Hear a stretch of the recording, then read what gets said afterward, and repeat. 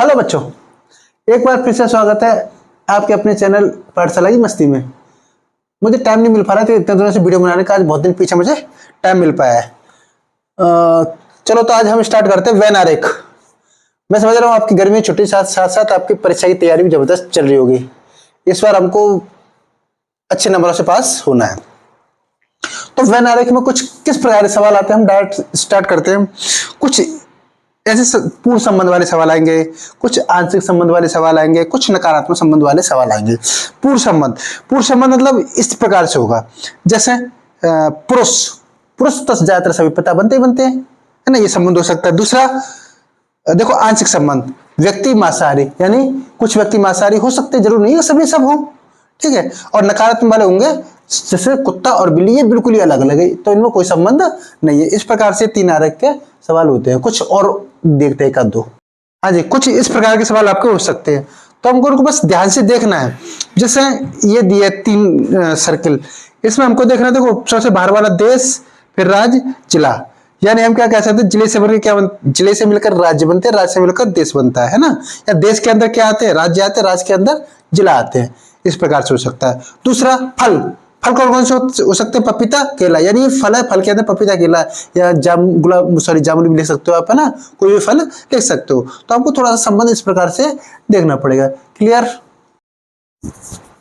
अच्छा, मैं हमने कुछ ऑप्शन दे रखे हैं, option A B C D. तो इनसे संबंधित कुछ सवाल है, हम इनको देखेंगे। जैसे पहला सवाल दे रखा है, विज्ञान, भौतिक विज्ञान और मनोविज्ञान। अब इसमें से कौन सा ऑप्शन आएगा, option A, option B, option C, option D. यानी फिर से सुना, विज्ञान, भौतिक विज्ञान, मनोविज्ञान। तो देखो विज्ञान में भौतिक विज्ञान तो आती है, लेकिन मनोविज्ञान क्या है, एक अलग साइंस वो सब्जेक्ट होगी, वो किसका, इतिहास का हो गया। तो इसमें ऑप्शन क्या आ सकता है, ये वाला आ सकता है।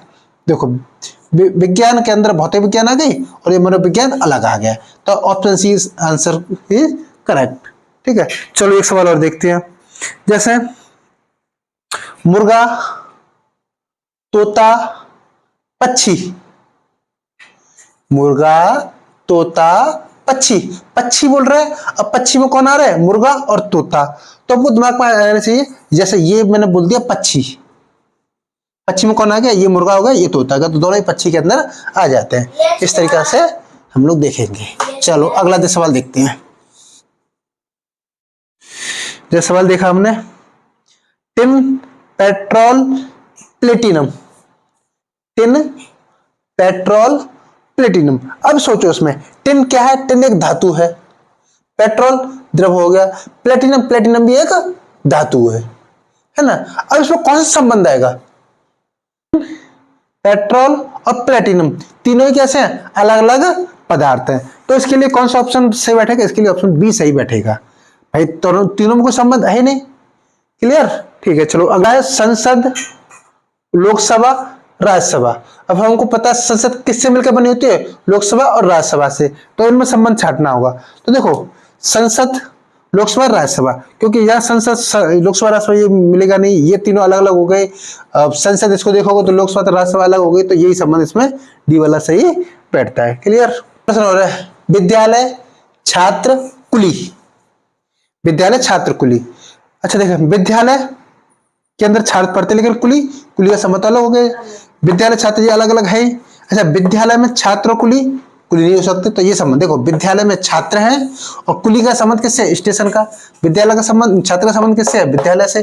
तो ये इसमें सी आंसर सही होगा। क्लियर? ओके, अगले सवाल देखिए। चलो एक सवाल देखें अपन, सोना, गहना, चांदी, सोना, गहना, चांदी, इसके लिए कैसा वेन आरेख बनेगा, है ना। तो हमको सोचना पड़ेगा। देखो गहना सोने से ही बनता है, चांदी से भी बनता है, क्या ये वाला वेन आरेख काम करेगा, गहना, सोना और चांदी करेगा। तो भैया गहना तो और भी तो बनता है, आपका प्लेटिनम से ले लीजिए, गिलेट के आते हैं, तो ये इसके लिए ये वाला बिल्कुल गलत रहेगा, है ना। तो देखो, और एक और बताया था मैंने, ये वाला, ये वाला, ये वाला, है ना। देखो गहना सोने से ही बन रहा है और चांदी से ही बन रहा है, तो ये और भी अन्य धातु से बन सकता है, तो ये इसमें ये वाला आंसर सही रहेगा। इस तरीके से इसका वेन आरेख बनेगा। क्लियर। लीटर, मीटर, किलोग्राम, इसका कैसा बनेगा? Litre, metre, kilogram. तो देखो क्या तीनों में संबंध है? नहीं। लीटर में द्रव को लीटर में तौलते हैं, किलोग्राम को ठोस में तौलते हैं और मीटर दूरी में तौलते हैं। तो इसके लिए कौन सा वेन आरेख बनेगा? ये वाला वेन आरेख बनेगा। क्लियर। अच्छा बेटा, कुछ ऐसे भी सवाल होंगे, जैसे एक आपको डायग्राम दिया होगा जिसमें ये है वर्ग, वर्ग किसको दिखा रहा है? खिलाड़ी को। और ये व्रत, व्रत दिखा रहा है महिला को। और ये त्रिभुज, त्रिभुज वैज्ञानिक को दिखा रहा है ना। इसमें और कुछ नंबर दिए हुए हैं। जैसे कोई सवाल दिया आपका, क्या सवाल दिया? कुल कितनी महिलाएं वैज्ञानिक हैं परंतु खिलाड़ी नहीं है? कुल कितनी महिलाएं वैज्ञानिक हैं परंतु खिलाड़ी नहीं है। देखो, कुल कितनी महिलाएं वैज्ञानिक हैं, कुल कितनी महिला कौन है? वैज्ञानिक हैं, लेकिन खिलाड़ी नहीं है। तो देखो व्रत किसका दिखा रहा? महिला का।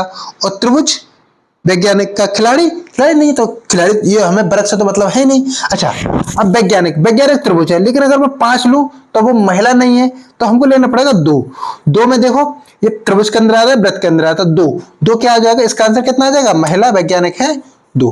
क्लियर। इस तरीके से इसका आंसर निकल के आ जाएगा। अच्छा, अगला सवाल देखते हैं। इसी के अंदर एक सवाल और है, कितनी वैज्ञानिक महिला खिलाड़ी है?